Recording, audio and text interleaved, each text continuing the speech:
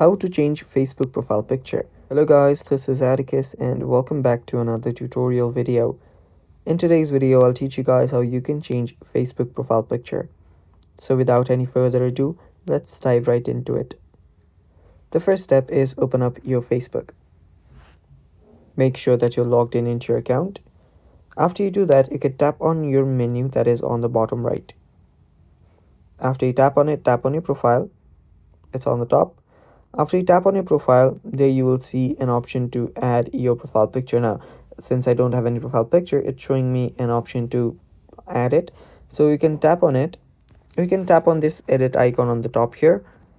And after you tap on the edit icon, you can simply get a change option instead of the add option when you already have a profile picture. So tap on it, select a profile picture and choose one.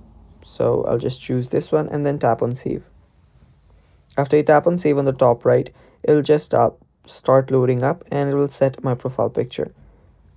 And changing it is same as well. Now, if I want to change it, now let me show you about the changing stuff and what different it is.